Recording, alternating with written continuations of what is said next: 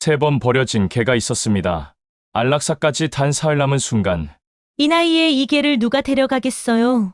나도 3번 버려졌어. 그러니까 우리 둘이 마지막 함께 살자. 엄마, 그 개는 다시 보호소에 보내세요. 현실적으로 생각하시라고요. 돈은 줄게. 근데 다시 내 개한테 그런 소리 하지 마. 그리고 나가. 5년 후 할머니가 무덤 앞에 세운 팻말에는 3번 버려진 개, 4번째는 끝까지 사랑받았습니다. 진돗개는 3번 버려졌습니다. 첫 번째는 새끼를 낳았다는 이유였어요. 주인 집 마당 한 구석 낡은 계집에서 5마리 새끼를 낳은 날 주인은 인상을 찌푸리며 말했죠. 이거 골치 아프게 됐네. 새끼들까지 어떻게 키워?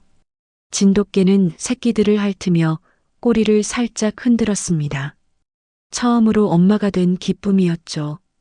하지만 사흘 후 주인은 새끼들을 상자에 담아 어디론가 가져갔어요. 진돗개는 빈 계집 앞에서 하루 종일 울었습니다. 그리고 일주일 뒤 주인은 진돗개의 목줄을 풀고 대문 밖으로 밀어냈어요. 너도 이제 나가. 먹일 것도 없어. 진돗개는 대문 앞에서 사흘을 기다렸지만 문은 끝내 열리지 않았습니다. 두 번째는 이사를 간다는 이유였어요. 한 달을 떠돌던 진돗개를 젊은 부부가 데려갔습니다. 불쌍하네. 우리 집에서 키우자. 처음엔 좋았어요. 밥도 제때 주고 이름도 지어줬죠. 복이라는 이름이었습니다. 진돗개는 다시 꼬리를 흔들기 시작했어요. 하지만 2년 후 부부에게 아기가 태어났습니다. 그리고 새 아파트로 이사를 가게 됐죠. 남편이 말했어요. 걔는 못 데려가. 아파트는 애완동물 금지야. 아내가 반대했지만 소용없었습니다. 이사 가던 날 아침 부부는 진돗개를 근처 공원에 묶어두고 떠났어요. 진돗개는 줄이 끊어지도록 발버둥 쳤지만 차는 이미 사라지고 없었습니다. 보기는 그날부터 다시 이름 없는 개가 됐어요. 세 번째는 나이를 먹었다는 이유였습니다. 공원을 전전하던 진돗개를 한 노인이 데려갔어요. 내 친구 삼아 같이 살자. 노인은 혼자 사는 70대 할아버지였습니다. 좁은 단칸방이었지만 진돗개는 행복했어요. 노인은 자신의 밥을 나눠주고 밤이면 등을 쓰다듬어줬죠. 진돗개는 이번엔 정말 영원할 거라 믿었습니다. 하지만 3년 후 노인이 쓰러졌어요. 병원에 입원한 노인을 요양원으로 옮기던 날 노인의 아들이 진돗개를 보며 말했습니다. 이게 어떻게 해요? 요양원엔 못 데려가잖아요. 며느리가 대답했어요. 그냥 내버려 두면 알아서 가겠죠. 진돗개는 그 대화를 듣고 있었습니다. 아들 내외가 짐을 챙겨 떠난 뒤 빈 방에 진돗개만 남았어요. 사흘 동안 문 앞에서 기다렸지만 아무도 오지 않았죠. 배가 고팠지만 밥그릇은 비어 있었습니다. 나흘째 되던 날 진돗개는 스스로 문틈을 빠져나왔어요. 더 이상 기다려봤자 소용없다는 걸 알았으니까요. 목에 걸린 낡은 목줄만 남긴 채 진돗개는 천천히 걸었습니다. 어디로 가야 할지 몰랐어요. 그저 걸을 뿐이었습니다. 마을 어귀 도로까지 왔을 때 진돗개는 더 이상 힘이 없었어요. 배수로 옆 차가운 시멘트 바닥에 주저앉았습니다. 목에 걸린 목줄이 불편했지만 벗지 않았어요. 이게 마지막 남은 연결고리였으니까요. 누군가 나를 키웠다는, 한때는 누군가의 개였다는 증거. 진돗개는 목줄을 입에 물었습니다. 그리고 조용히 눈을 감았어요. 3번이나 버려진 개에게 남은 건 오직 하나, 낡은 목줄뿐이었습니다. 신고 전화가 들어온 건 아침 7시였습니다. 여보세요, 동물보호센터죠? 저기 마을 입구 배수로 옆에 개가 쓰러져 있는 것 같은데요. 죽은 건지 살아있는 건지 모르겠어요. 며칠째 그 자리에 있어요. 전화를 받은 센터 직원은 즉시 구조팀에 연락했습니다. 30대 후반의 김민수 구조대원이 출동 준비를 했어요. 7년째 이 일을 하고 있지만 아침부터 마음이 무거웠죠. 며칠째 같은 자리에 있다는 말이 심상치 않았으니까요. 또 버려진 건가? 민수는 구조 가방을 챙기며 중얼거렸습니다. 간식, 목줄, 수건, 응급약품. 현장에 도착하기까지 20분. 그 시간 동안 민수는 계속 생각했어요. 제발 살아있기를, 제발 너무 늦지 않았기를. 오전 7시 40분, 마을 입구. 민수는 차에서 내리자마자 개를 발견했습니다. 배수로 옆 시멘트 바닥, 아침 햇살이 비추는 그곳에 진돗개 한 마리가 옆으로 누워 있었어요. 움직임이 없었습니다. 젠장. 민수는 빠르게 다가갔습니다. 하지만 3미터쯤 떨어진 곳에서 멈춰 섰어요. 개가 고개를 들었거든요. 살아 있었습니다. 민수는 안도의 한숨을 쉬었죠. 하지만 곧 가슴이 철렁했어요. 개의 눈빛이 너무 슬펐으니까요. 진돗개는 민수를 보고 있었습니다. 일어나지는 않았어요. 고개만 살짝 들어 바라볼 뿐. 그런데 이상했습니다. 입에 뭔가를 물고 있었거든요. 민수가 자세히 보니 목줄이었어요. 개가 자기 목에서 벗겨진 목줄을 입에 물고 있었습니다. 어떻게 저걸? 민수는 7년 동안 수백 마리의 유기견을 구조했지만 이런 모습은 처음이었어요. 개들은 보통 목줄을 싫어합니다. 자유를 빼앗는 도구니까요. 그런데 이 개는 목줄을 놓지 않고 있었어요. 마치 무언가를 기억하려는 것처럼. 민수는 천천히 무릎을 꿇었습니다. 안녕, 친구. 내가 늦었구나. 미안해. 부드러운 목소리였어요. 개는 반응하지 않았습니다. 다만 꼬리가 아주 천천히 한번 움직였죠. 바닥을 쓸 듯 말 듯. 그 미세한 움직임에 민수는 눈시울이 뜨거워졌어요. 배고프지? 이리 와. 간식 줄게. 민수는 가방에서 육포를 꺼내 개 쪽으로 내밀었습니다. 하지만 개는 움직이지 않았어요. 육포를 보고 민수를 보고 다시 바닥을 봤습니다. 꼬리는 멈췄죠. 1분이 지났습니다. 2분이 지났어요. 민수는 그냥 그 자리에 앉아 기다렸습니다. 아침 햇살이 점점 따뜻해졌어요. 출근하는 차들이 지나갔습니다. 누군가는 창문을 내리고 물었죠. 거기 괜찮으세요? 네, 괜찮습니다. 구조 중이에요. 민수는 대답하고 다시 개를 봤어요. 개는 여전히 같은 자세였습니다. 옆으로 누워 목줄을 물고 민수를 보고. 그런데 뭔가 달랐어요. 눈빛이 조금 달라진 것 같았습니다. 너 3번 버려졌구나. 민수가 조용히 말했어요. 목줄 보면 알아. 낡은 게 최소 5년은 됐어. 그런데 내가 물고 있는 거 보니까 알겠어. 너 주인 기다린 거지? 돌아올 거라고 믿었던 거지? 개의 귀가 살짝 움직였습니다. 안 와. 다시는 안 와. 민수의 목소리가 떨렸어요. 미안해. 근데 그게 사실이야. 너를 버린 사람은 돌아오지 않아. 절대로. 개가 낑낑 소리를 냈습니다. 작은, 아주 작은 소리. 마치 울고 있는 것 같았어요. 그래서 내가 왔어. 내가 데려갈게. 따뜻한 곳으로. 밥 주는 곳으로. 민수는 육포를 개 코앞에 놓았습니다. 그리고 천천히 손을 뻗었어요. 개의 머리를 향해.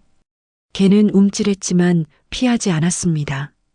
민수의 손이 개의 머리에 닿았죠. 순간 개가 목줄을 떨어뜨렸습니다. 그리고 천천히, 아주 천천히 민수의 손등을 핥았어요. 거칠고 메마른 혀. 하지만 그 감촉에 민수는 눈물이 났습니다. 그래, 고마워. 믿어줘서. 민수는 조심스럽게 개를 안아 올렸습니다. 가벼웠어요. 너무 가벼웠습니다. 뼈만 남은 것 같았죠. 걔는 저항하지 않았어요. 그냥 민수의 품에 몸을 맡겼습니다.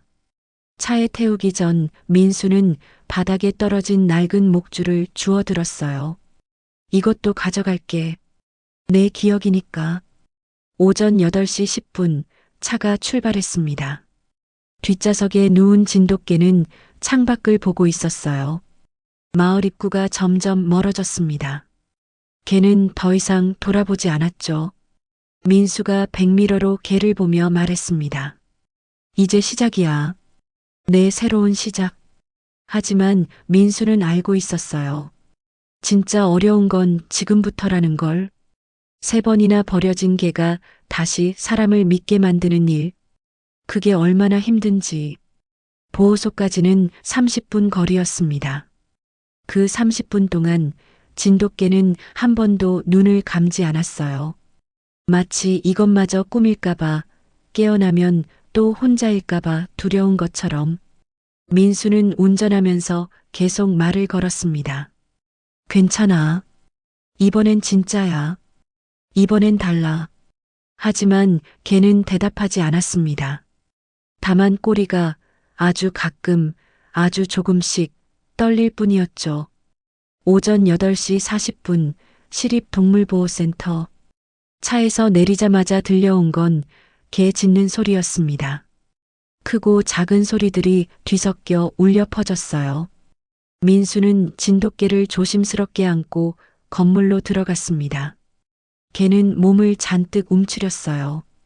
귀를 뒤로 젖히고 눈을 가늘게 떴죠. 괜찮아, 무섭지 않아. 민수가 속삭였지만 개는 떨고 있었습니다. 현관문을 열자 소독약 냄새가 코를 찔렀어요.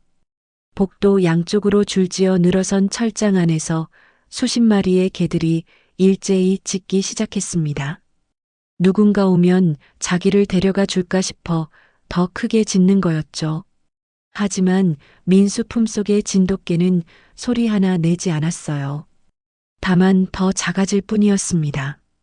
민수 씨, 또 데려왔어요? 안쪽에서 40대 중반의 이선희 주임이 나왔습니다. 15년째 이곳에서 일하는 베테랑이었어요. 선희 주임은 진돗개를 보더니 한숨을 쉬었죠. 세상에, 이 나이에 버려졌어요? 몇 살이나 됐을까? 적어도 8년은 넘어 보여요.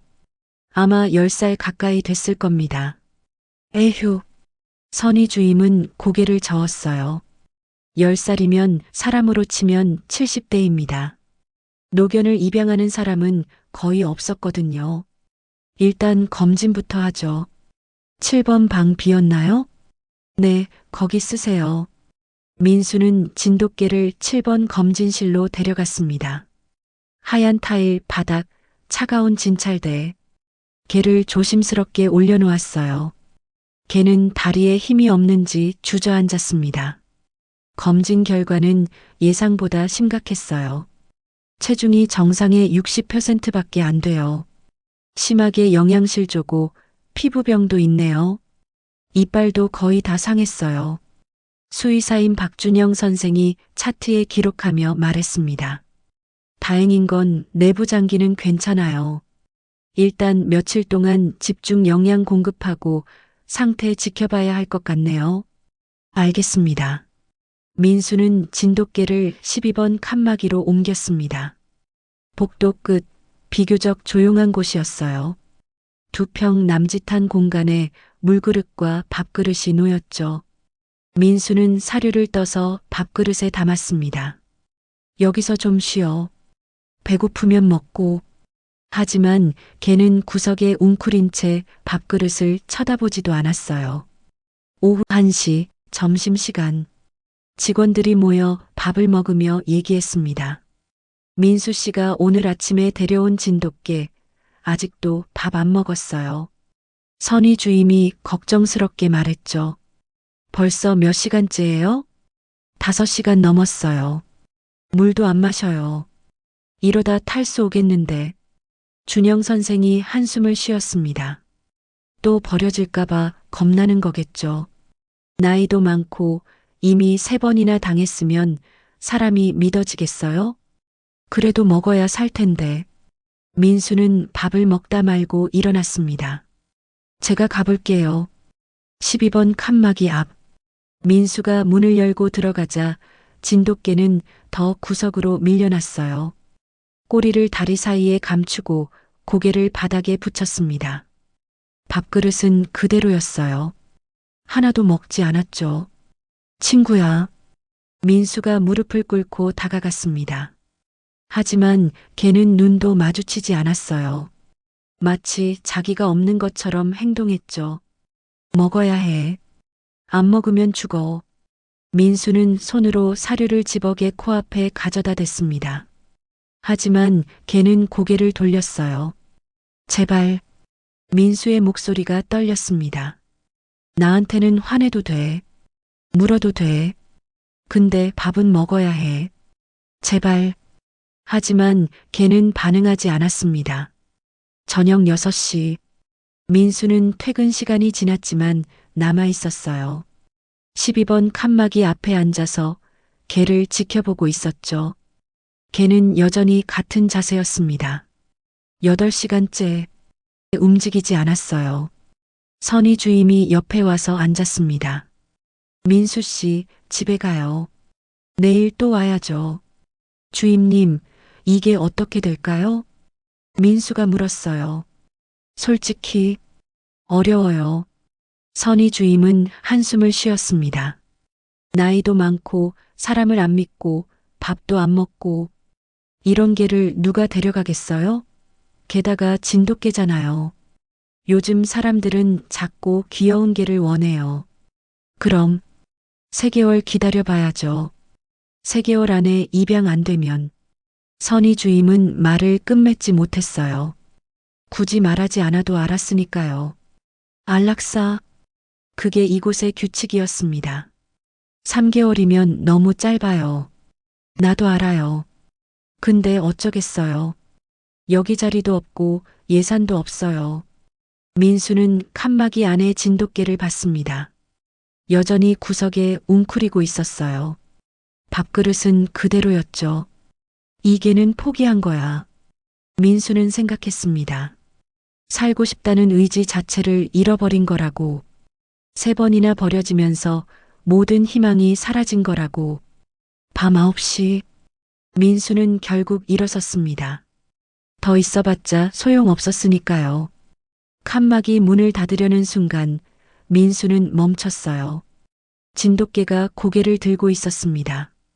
눈을 마주쳤어요. 1초, 2초, 3초. 개는 민수를 보고 있었습니다. 슬픈 눈빛. 하지만 뭔가 다른 게 있었어요. 물음표 같은 것. 너는 나를 버리지 않을 거니? 민수는 그 눈빛에서 질문을 읽었습니다. 안 버려. 절대로. 민수가 대답했어요. 그 순간 개의 귀가 살짝 움직였습니다. 그리고 천천히, 아주 천천히 밥그릇 쪽으로 고개를 돌렸죠. 민수는 숨을 죽였습니다. 진돗개가 일어났어요. 비틀거리며 밥그릇으로 다가갔습니다. 그리고 한 알, 단 한 알의 사료를 입에 넣었어요. 민수는 눈물이 났습니다. 그래, 잘했어. 정말 잘했어. 개는 그날 밤 사료 5알을 먹었습니다. 고작 5알. 하지만 그건 살겠다는 의지였어요. 다시 한번 믿어보겠다는 용기였습니다. 민수는 그날 밤 11시가 넘어서야 집에 갔습니다. 차 안에서 선희 주임에게 문자를 보냈어요. 주임님, 이게 제가 책임질게요. 3개월 안에 꼭 입양처 찾을게요. 약속합니다. 하지만 민수도 알고 있었습니다. 그게 얼마나 어려운 일인지. 석 달이 흘렀습니다. 정확히는 2개월 27일째 되던 날이었어요. 민수는 달력을 보며 한숨을 쉬었습니다. 3일 남았죠. 단 3일. 그 안에 입양처를 찾지 못하면 진돗개는 안락사 리스트에 오르게 됩니다. 어떡하지? 민수는 12번 칸막이 앞에 서서 중얼거렸어요. 안에 있는 진돗개는 석 달 전보다 나아졌습니다. 밥도 먹고 물도 마시고 가끔은 산책도 했죠.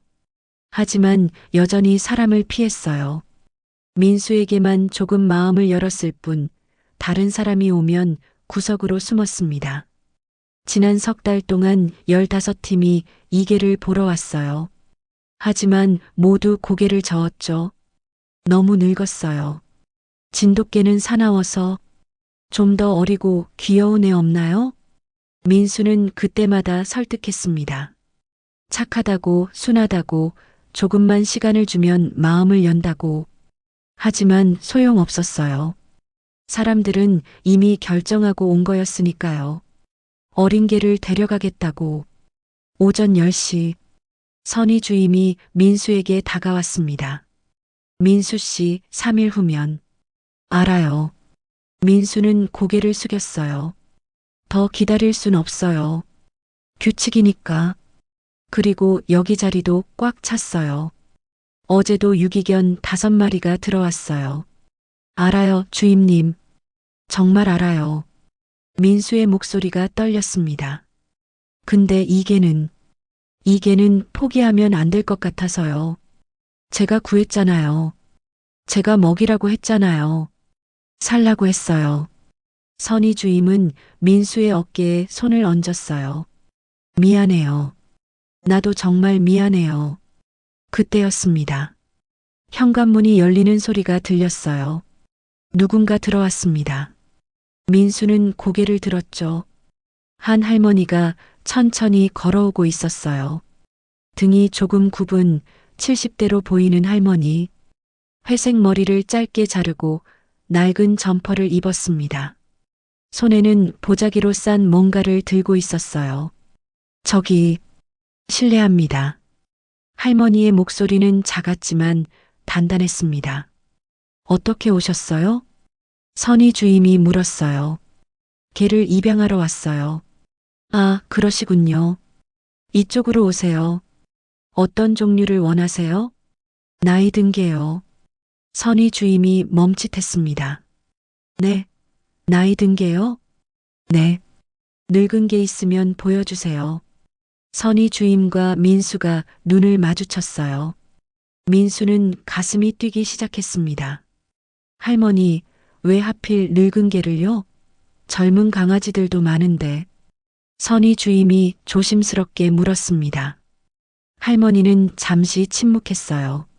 그러다 천천히 입을 열었죠. 나도 늙었는데 젊은 개 키우면 내가 먼저 가잖아요. 그럼 그 개는 또 혼자 남잖아요. 민수는 숨이 멎는 것 같았습니다. 늙은이끼리 마지막 함께하면 되죠. 뭐? 할머니는 담담하게 말했어요. 하지만 그 눈가에는 깊은 슬픔이 어려 있었습니다. 할머니, 혹시? 민수가 물었어요. 혼자 사세요? 할머니는 고개를 끄덕였습니다. 자식이 셋인데 다 떠났어요. 큰애는 미국 갔고, 둘째는 결혼하면서 며느리가 싫다고 했고, 막내는 작년에 장가들면서 신혼집 산다고 나갔어요. 그럼 할머니는 혼자죠. 2년째. 할머니의 목소리는 담담했지만 민수는 알 수 있었어요. 그 담담함 뒤에 얼마나 큰 외로움이 있는지. 그래서 개라도 키우려고요. 혼자는 너무 외로워서. 민수는 선희 주임을 봤습니다. 선희 주임이 고개를 끄덕였어요. 할머니, 이쪽으로 오세요. 민수는 할머니를 12번 칸막이로 안내했습니다. 문을 열자 진돗개가 구석에서 일어났어요. 경계하는 눈빛. 하지만 도망가지는 않았습니다. 할머니는 칸막이 입구에 서서 개를 봤어요. 한참 동안 아무 말 없이 몇 살이에요? 정확히는 모르지만 10살쯤 될 거예요. 그럼 나보다 먼저 가겠네. 할머니는 조용히 말했습니다. 들어가도 돼요? 네, 그런데 조심하세요. 이 개가 사람을 잘 안 믿어서요. 버려진 적이 있어서. 몇 번? 3번입니다. 할머니는 눈을 감았어요. 그러다 천천히 칸막이 안으로 들어갔습니다. 민수는 긴장했죠. 혹시라도 개가 물까봐. 하지만 신기한 일이 벌어졌습니다. 진돗개는 물러서지 않았어요. 구석에 있었지만 도망가지 않았습니다. 그저 할머니를 바라볼 뿐이었죠. 할머니는 바닥에 앉았어요. 무릎이 좋지 않은지 천천히 조심스럽게 그리고 보자기를 풀었습니다. 안에는 작은 스테인리스 밥그릇이 있었어요. 이거 우리 집 밥그릇이에요. 원래 우리 집 개 먹이던 건데 그 애가 죽고 나서 혼자 남았어요. 할머니는 밥그릇을 개 앞으로 밀었습니다. 나도 3번 버려졌어. 민수는 숨을 죽였습니다. 첫째가 미국 가면서, 둘째가 결혼하면서, 막내가 장가가면서 3번 다 똑같았어요. 엄마 미안해. 우리도 사정이 있어. 그 말만 남기고 다 떠났어요. 걔가 고개를 들었습니다. 그래서 알아요. 내가 왜 밥을 안 먹었는지, 왜 사람이 무서운지, 왜 또 버려질까봐 정을 안 주려고 하는지. 할머니는 떨리는 손으로 개의 머리 쪽으로 손을 뻗었어요. 나도 똑같거든. 개는 움찔했습니다. 하지만 피하지 않았어요. 나도 이제 외로워서 못 살겠어. 그러니까 우리 둘이 마지막 함께 살자. 어차피 둘 다 갈 데 없잖아. 할머니의 손이 개의 머리에 닿았습니다. 그 순간 진돗개가 움직였어요. 천천히, 아주 천천히 할머니에게 다가갔습니다. 그리고 할머니의 손등을 핥았죠. 민수는 눈물이 났습니다. 선희 주임도 눈시울을 붉혔어요. 3달 동안 아무에게도 다가가지 않았던 개가 처음으로 스스로 사람에게 다가간 거였습니다. 할머니는 개를 꼭 안았어요. 이제 괜찮아. 우린 서로 버려지지 않아. 끝까지 함께야. 개는 할머니 품에서 처음으로 꼬리를 흔들었습니다. 민수는 뒤돌아서서 눈물을 닦았어요. 기적이네. 선희 주임이 속삭였습니다. 버려진 사람이 버려진 개를 구했어요. 오후 2시 입양 절차가 시작됐습니다. 선희 주임이 서류를 꺼내며 말했어요. 할머니, 먼저 신분증 좀 보여주세요. 할머니는 낡은 지갑에서 주민등록증을 꺼냈습니다. 이름은 박순자, 만 71세. 주소는 시내에서 버스로 40분 거리에 있는 연립주택이었어요. 혹시 가족분들은 동의하시나요? 선희 주임이 조심스럽게 물었습니다. 동의고 뭐고 다들 연락도 안 해요. 내 인생인데 내가 알아서 해야죠. 할머니의 목소리는 단호했어요. 그리고 이게 이름은 뭐예요? 아직 없어요. 민수가 대답했습니다. 그럼 제가 지어도 돼요? 할머니가 물었어요. 물론이죠. 할머니는 잠시 개를 바라봤습니다. 개는 할머니 발치에 앉아 있었어요. 처음으로 누군가 옆에 가까이 있는 모습이었죠. 다시, 할머니가 말했습니다. 이름은 다시야. 다시 시작하자는 뜻이야. 너도 나도. 민수는 가슴이 뭉클했어요. 좋은 이름이네요. 그럼 이제 집에 가볼까, 다시야? 할머니가 일어서자 다시도 따라 일어났습니다. 민수는 목줄을 건네려다가 문득 생각났어요. 그 낡은 목줄. 다시가 물고 있던 그 목줄. 할머니, 잠깐만요. 민수는 사물함으로 달려갔습니다. 그리고 비닐봉지에 담아뒀던 낡은 목줄을 꺼냈어요. 구조하던 날 다시가 입에 물고 있던 그것. 이거 다시가 버려졌을 때 물고 있던 거예요. 가져가세요. 할머니는 목줄을 받아들었습니다. 손으로 만져보며 한참을 말이 없었어요. 이 아이가 이걸 물고 있었다고요? 네. 주인을 기다리면서요. 할머니의 눈가가 붉어졌습니다. 이젠 안 물어도 돼. 내가 있으니까. 오후 3시 보호소 앞 버스 정류장. 할머니는 다시를 데리고 버스를 기다렸어요. 민수가 따라 나왔습니다. 할머니, 제가 차로 바래다 드릴까요? 괜찮아요. 버스 타면 돼요. 어차피 익숙해져야 하니까. 버스가 왔습니다. 할머니는 다시를 안아 올렸어요.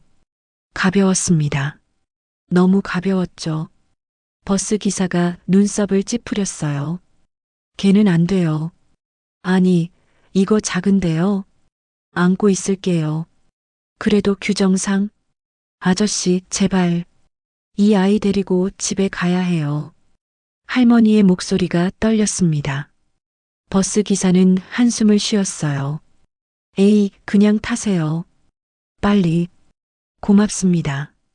할머니는 맨 뒷자리에 앉았습니다. 다시를 무릎에 올려놓고 조용히 쓰다듬었어요. 다시는 떨고 있었습니다. 버스 소음, 낯선 냄새, 지나가는 사람들. 모든 게 무서웠죠. 괜찮아. 조금만 참아. 곧 집이야. 40분 후 연립주택 앞. 할머니는 다시를 안고 계단을 올랐습니다. 3층. 숨이 찼어요. 무릎도 아팠죠. 하지만 멈추지 않았습니다. 302호. 우리 집이야. 문을 열자 곰팡이 냄새가 났어요. 오래된 집 특유의 냄새. 작았습니다. 방 하나, 주방 겸 거실, 화장실. 10평도 안 되는 공간. 할머니는 다시를 바닥에 내려놓았어요. 다시는 움직이지 않았습니다. 그 자리에 서서 주위를 둘러봤죠. 좁지? 근데 여기가 이제 내 집이야. 할머니는 보자기를 풀어 밥그릇을 꺼냈습니다. 그리고 부엌으로 가서 물을 받아왔어요. 밥그릇과 물그릇을 창가에 나란히 놓았습니다. 목마르면 마시고, 배고프면 내가 밥 줄게. 하지만 다시는 움직이지 않았어요. 현관문 옆 그 자리에 그대로 서 있었습니다. 저녁 6시. 할머니는 저녁을 준비했어요. 냉장고에 남은 김치와 계란으로 김치찌개를 끓였습니다. 밥을 푸고 다시 밥그릇에는 사료를 담았죠. 다시야, 밥 먹자. 다시는 반응하지 않았습니다. 여전히 현관문 옆에 웅크리고 있었어요. 할머니는 혼자 밥을 먹었습니다. 텅 빈 식탁, 조용한 방. 익숙한 외로움이었죠. 하지만 오늘은 조금 달랐어요. 구석에 다시가 있었으니까요. 다시야, 나도 처음엔 무서웠어. 할머니가 말했습니다. 큰애가 미국 간다고 했을 때 처음엔 좋은 일이라고 생각했어. 내 아들이 출세하는 거니까. 근데 막상 떠나니까 무섭더라. 아, 이제 영영 못 보겠구나 싶어서. 다시의 귀가 살짝 움직였습니다. 둘째는 더했어. 결혼 전까지는 엄마 사랑해. 엄마랑 계속 살게 그랬거든. 근데 결혼하고 나서는 엄마 미안해. 와이프가 싫대 그러더라. 할머니는 숟가락을 내려놓았어요. 막내는 작년까지 같이 살았어. 그래서 안심했지. 얘라도 있어서 다행이다 했어. 근데 장가가면서 나갔어. 신혼집 산다고. 방안이 조용했습니다.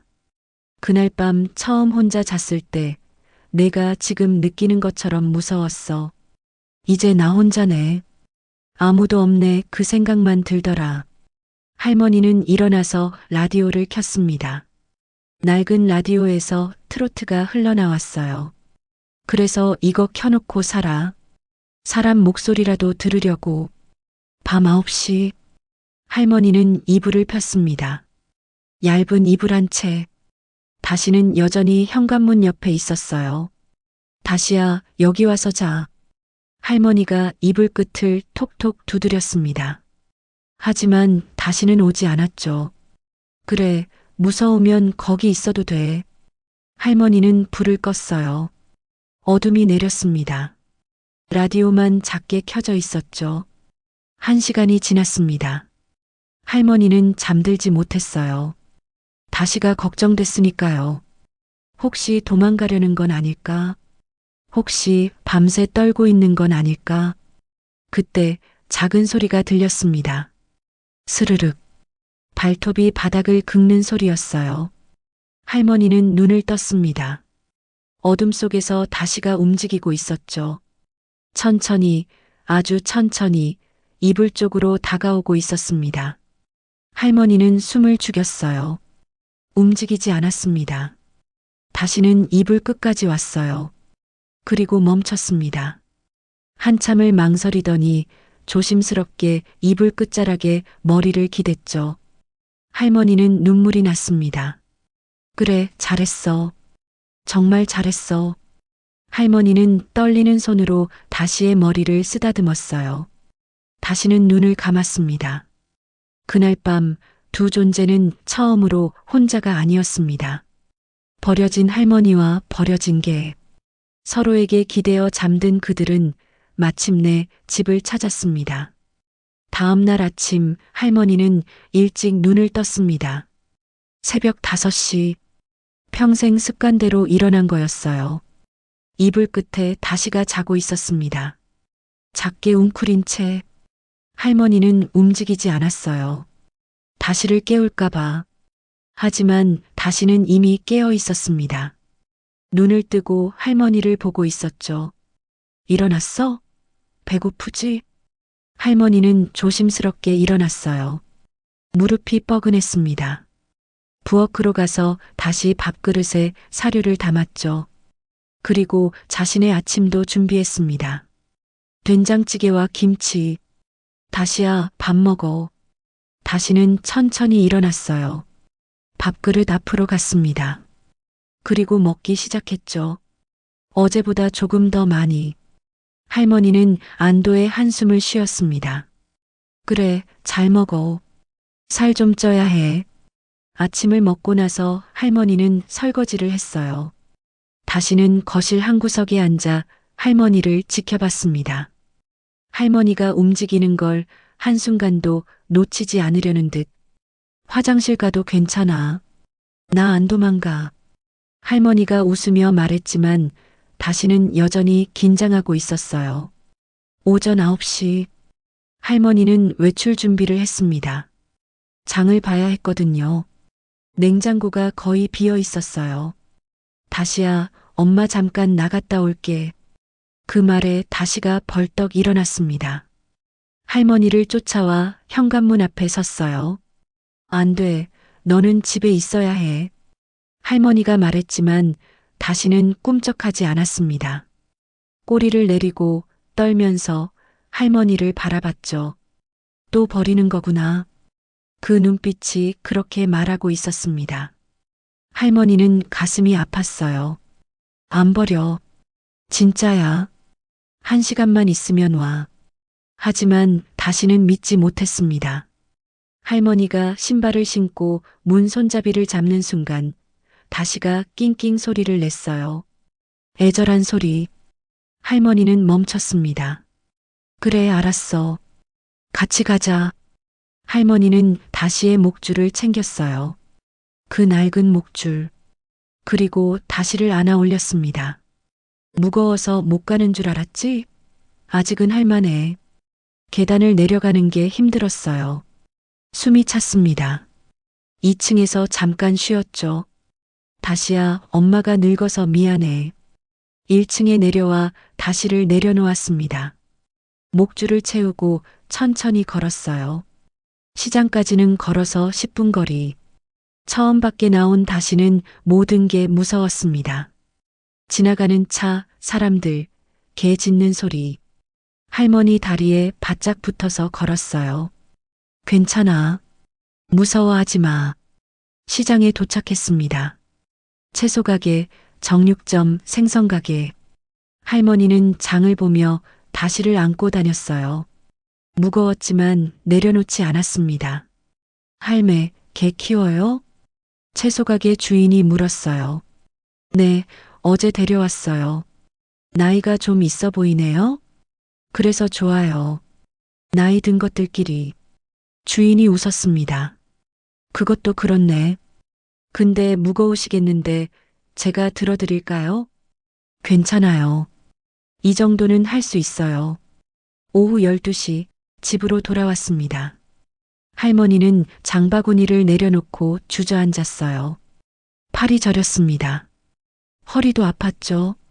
하지만 다시는 꼬리를 흔들고 있었어요. 할머니가 돌아왔으니까.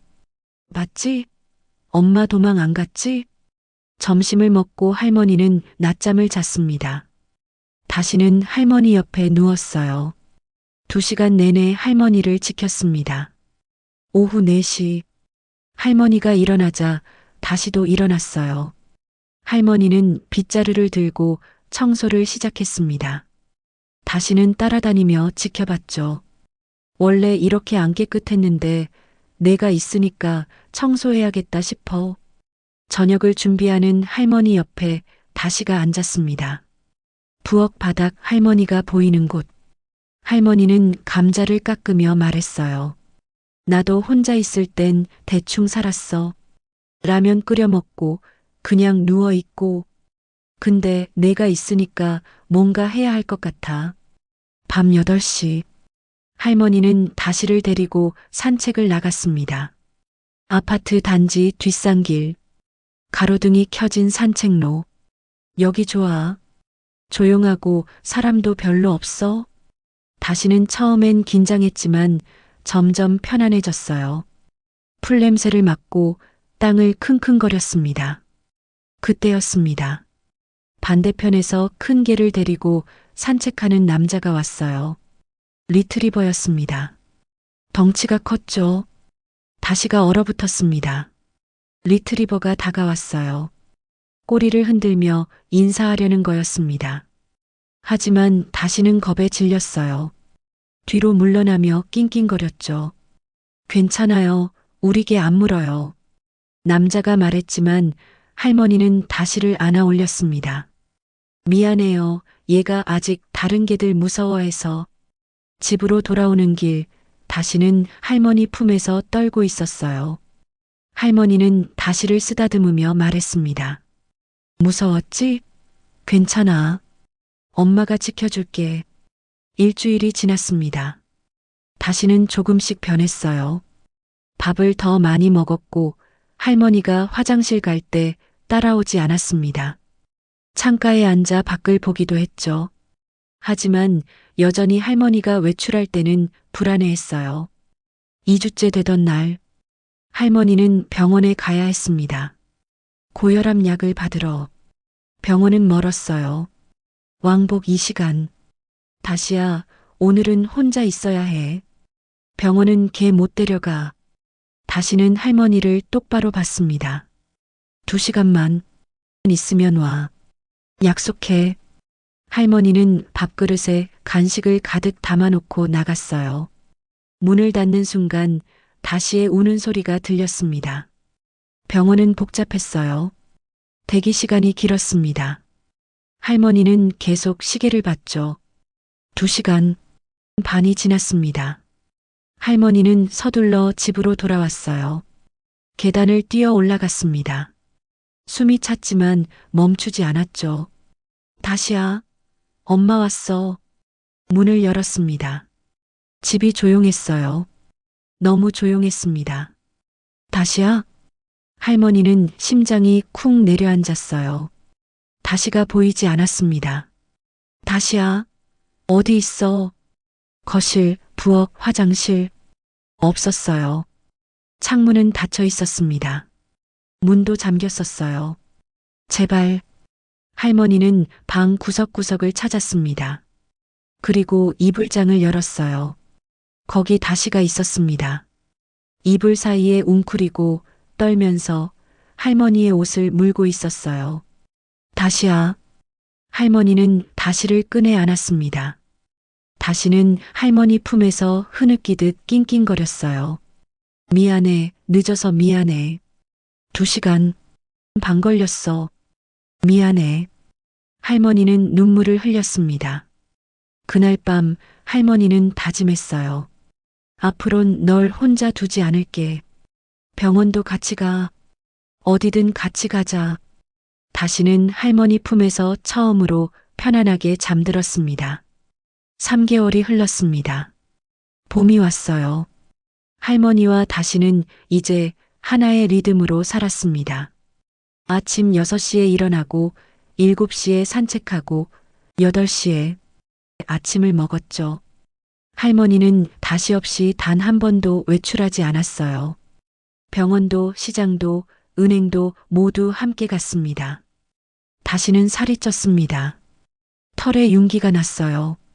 그리고 가끔은 혼자서도 창가에 앉아 햇볕을 쬐곤 했죠.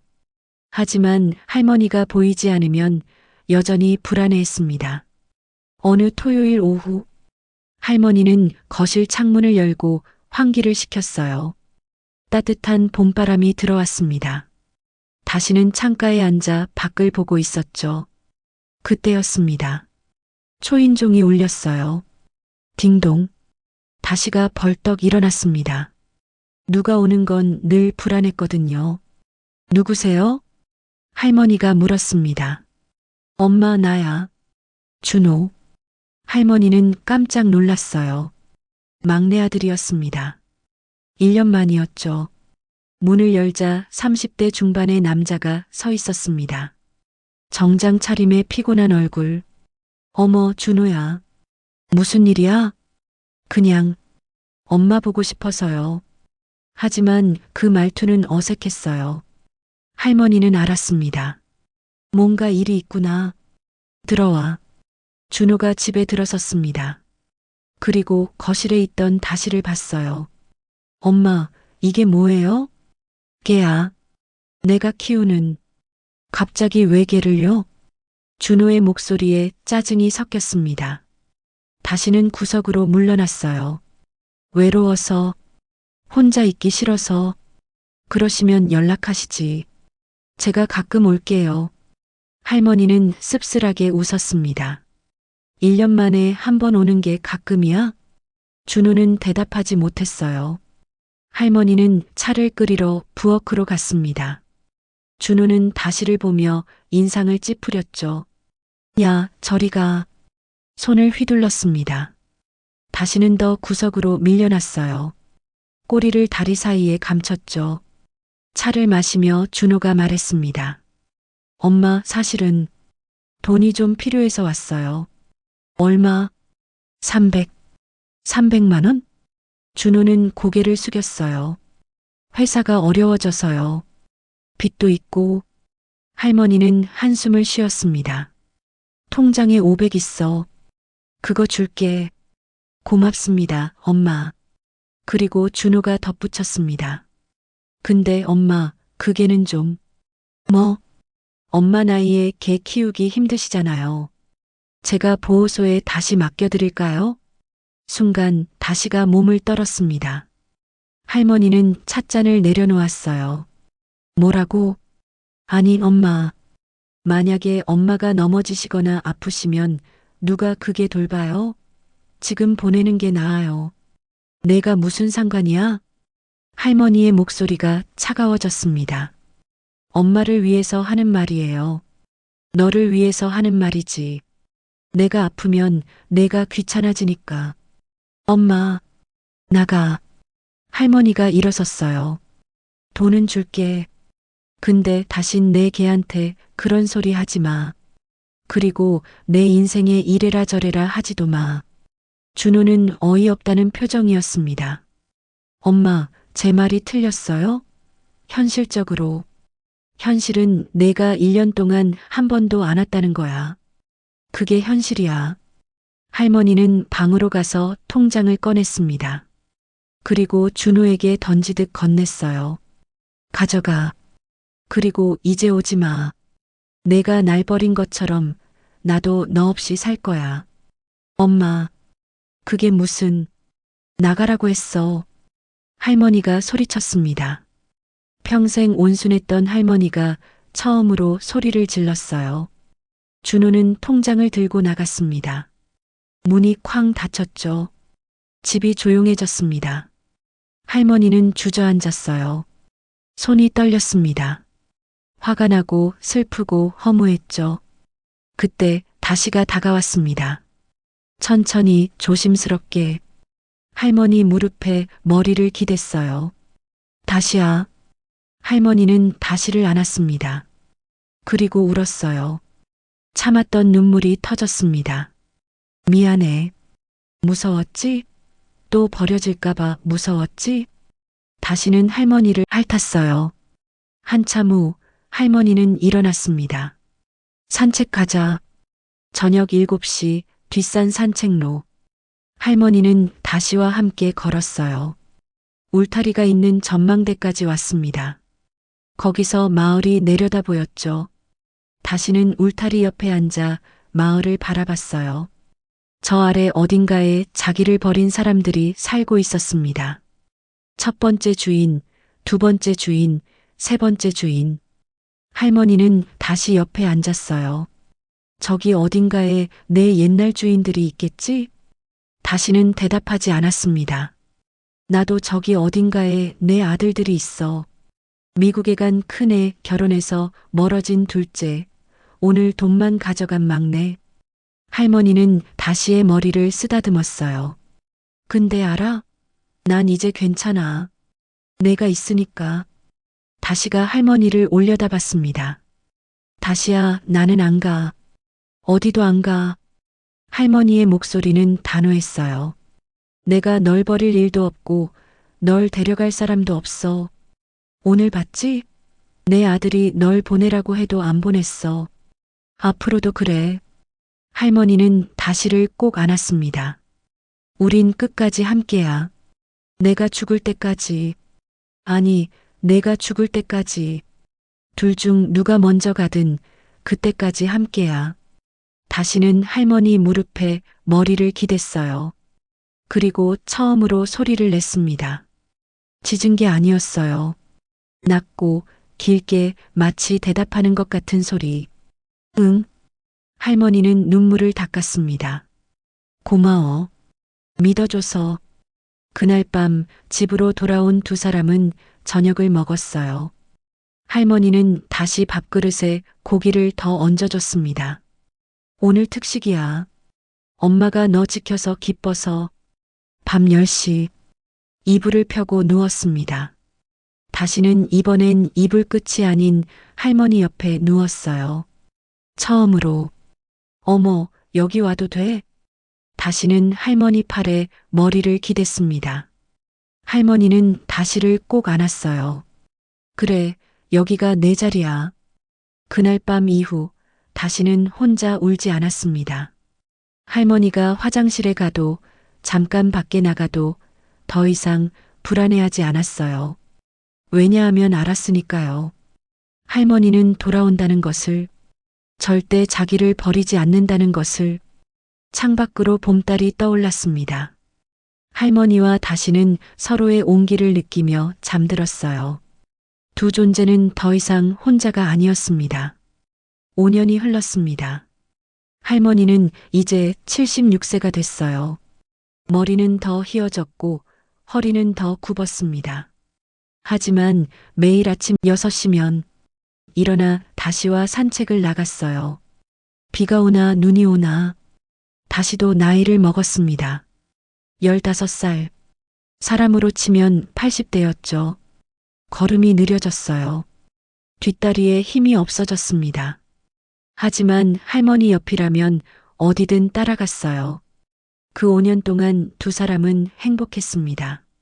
매일 아침 함께 일어나고, 함께 밥을 먹고, 함께 산책하고, 함께 잠들었어요. 할머니는 다시 때문에 웃었고, 다시는 할머니 때문에 꼬리를 흔들었죠. 마을 사람들은 둘을 알았습니다. 저기 할머니랑 진돗개 온다. 참 보기 좋아. 늙은이끼리 의지하는 거. 하지만 어느 가을날 할머니는 이상한 걸 느꼈습니다. 다시가 아침 밥을 남겼어요. 평소에는 한 알도 안 남기던 다시가. 다시야, 왜 안 먹어? 아파? 다시는 고개를 돌렸습니다. 다음 날도 마찬가지였어요. 그 다음 날도. 사흘째 되던 날 할머니는 다시를 안아 동물병원으로 갔습니다. 할머니, 이게 나이가 많네요. 젊은 수의사가 검진하며 말했어요. 15살이요. 그러면 솔직히 말씀드릴게요. 심장이 많이 약해졌어요. 신장도 좋지 않고요. 할머니는 심장이 내려앉았습니다. 그럼 어떻게 해요? 약으로 버티는 거죠. 근데 나이가 나이다 보니 수의사는 말을 잇지 못했어요. 할머니는 알았습니다. 오래 못 간다는 뜻이라는 걸. 얼마나 남았어요? 잘 돌보시면 6개월? 아니면 알겠어요. 할머니는 다시를 안고 집으로 돌아왔습니다. 버스에서 다시는 할머니 무릎에 머리를 기댔어요. 할머니는 계속 쓰다듬었죠. 괜찮아. 엄마가 있어. 끝까지 같이 있을게. 그날부터 할머니는 더욱 조심스러워졌습니다. 밥을 안 먹으면 손으로 떠먹였어요. 물을 안 마시면 주사기로 입에 넣어줬습니다. 산책도 더 천천히 갔죠. 다시가 힘들어하면 안고 걸었어요. 2달이 지났습니다. 다시는 더 약해졌어요. 계단을 못 올라갔습니다. 할머니가 안고 올라가야 했죠. 76세 할머니가 15살 깨를 안고 3층까지. 숨이 턱까지 찼지만 멈추지 않았어요. 조금만 참아. 거의 다 왔어. 어느 날 밤 다시가 일어나지 못했습니다. 할머니가 저녁 밥그릇을 놓았지만 다시는 고개만 돌렸어요. 일어나려고 했지만 다리에 힘이 없었죠. 다시야. 할머니는 다시를 안아 올렸습니다. 가벼웠어요. 너무 가벼웠습니다. 뼈만 남은 것 같았죠. 그날 밤 할머니는 잠들지 못했어요. 다시를 안고 밤새 깨어 있었습니다. 다시의 숨소리를 들으며 거칠고 힘겨운 숨소리. 다시야 아프지? 다시는 대답 대신 할머니 손을 핥았어요. 마른 혀. 미안해. 엄마가 아무것도 못해줘서. 새벽이 왔습니다. 할머니는 결심했어요. 마지막 산책. 다시가 좋아하던 뒷산에 가자고. 다시야, 우리 산책 갈까? 다시는 고개를 들었습니다. 희미한 눈빛이었지만 꼬리가 살짝 움직였어요. 오전 7시. 할머니는 다시를 안고 집을 나섰습니다. 계단을 내려가는 게 힘들었어요. 쉬엄쉬엄 내려갔죠. 뒷산까지 10분. 할머니는 20분을 걸었습니다. 중간중간 쉬면서 전망대에 도착했어요. 그곳에서 마을이 내려다 보였습니다. 5년 전 준호가 왔던 날 다시와 함께 앉았던 그곳. 할머니는 다시를 벤치에 내려놓았습니다. 다시는 고개를 들어 마을을 봤어요. 여기 좋지? 내가 제일 좋아하던 곳. 아침 햇살이 따뜻했습니다. 할머니는 다시 옆에 앉아 함께 마을을 바라봤어요. 다시야, 우리 참 좋았지? 다시가 할머니를 봤습니다. 5년 전에 처음 만났을 때 기억나? 넌 아무도 믿지 못했고 난 아무도 옆에 없었어. 할머니의 목소리가 떨렸어요. 근데 우리 만나서 행복했어. 난 정말 행복했어. 다시는 할머니에게 몸을 기댔습니다. 이제 가고 싶으면 가도 돼. 할머니가 속삭였어요. 엄마는 괜찮아. 너 덕분에 충분히 행복했으니까. 이제 편하게 쉬어. 1시간을 그렇게 앉아 있었습니다. 집으로 돌아올 때 다시는 더 축 늘어져 있었어요. 할머니는 조심스럽게 안았습니다. 오후 3시. 할머니는 다시를 이불 위에 누였어요. 다시의 숨소리가 점점 가늘어졌습니다. 다시야. 할머니는 다시의 머리를 쓰다듬었어요. 떨리는 손으로. 고마워. 나한테 와줘서. 혼자 안 죽게 해줘서. 다시의 눈이 반쯤 감겼습니다. 넌 이제 말하는 거지? 괜찮아요, 할머니. 저도 행복했어요, 라고. 할머니는 눈물을 흘렸습니다. 그래. 알아. 내가 나한테 고맙다는 거. 오후 4시 17분. 다시의 꼬리가 마지막으로 한번 흔들렸습니다. 그리고 멈췄어요. 할머니는 다시를 꼭 안았습니다. 한참 동안 식어가는 몸을 안고 잘 가. 우리 다시. 다음 날 할머니는 뒷산 전망대 옆에 작은 무덤을 만들었어요. 동네 아저씨들이 도와줬습니다. 무덤 옆에 할머니가 직접 쓴 작은 나무 팻말을 세웠어요.